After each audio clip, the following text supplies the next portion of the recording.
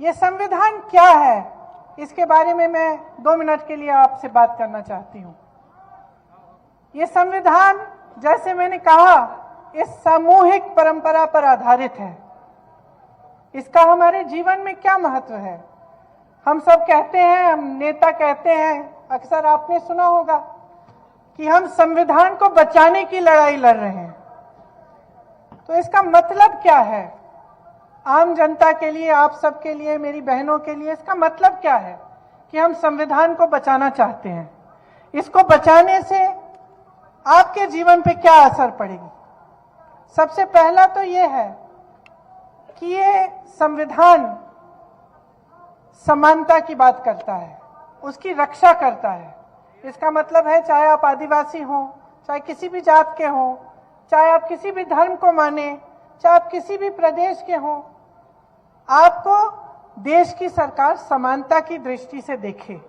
देश के जो कानून है वो समानता की दृष्टि से बने रहें। सबसे पहली बात यह है कि अगर संविधान कमजोर होता है तो ये बात कमजोर होती है, तो सरकारों को, नेताओं को मौका मिलता है कि किसी को आगे बढ़ाएं, किसी को पीछे रखें, समानता की दृष्टि से न्याय न हो। दूसरी बात यह है कि आप सबको अधिकार, समानता से ही अधिकार मिलता है। मतलब अगर एक महिला का अधिकार है तो पुरुष का भी है। किसी भी धर्म के हो, जाति के हो, प्रदेश के हो, आप सबको समान अधिकार मिले, ये भी संविधान में लिखा है। और सबसे बड़ी चीज कि संविधान सबको समान मौका भी देता है।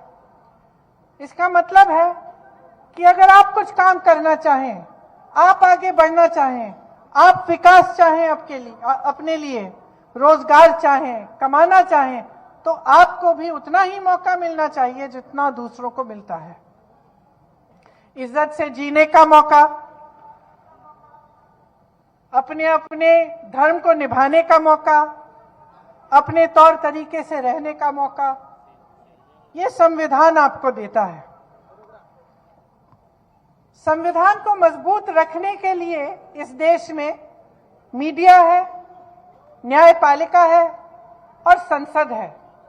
इन तीनों से संविधान मजबूत रहता है। अगर ये तीन अपना काम सही ढंग से करें तो आपके जीवन में आपको मौके मिलते हैं, आपको समानता, अधिकार मिलता है। जब ये तीनों कमजोर होते हैं तो समान तरह से आपको न्याय नहीं मिलता, समान तरह से आपके अधिकार नहीं मिलते, और जैसे मैंने कहा, आप सबको जो रोजगार, जो जीने का मौका मिलना चाहिए, वो भी नहीं मिलता। तो आज की इस देश में परिस्थितियां क्या हैं, इनको समझने की बहुत गहरी जरूरत है।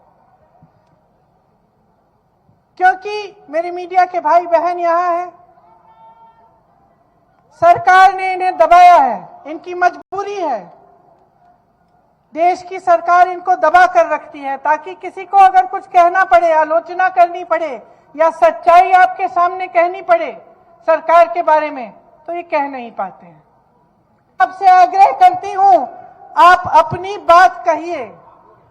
आप भाजपा के नेताओं से ये पूछिए कि आपके लिए क्या किया, कि उनके देश की जो केंद्र में सरकार है, जो इससे पहले उनकी प्रदेश में सरकार थी, उन्होंने आपको आगे बढ़ाने के लिए क्या किया।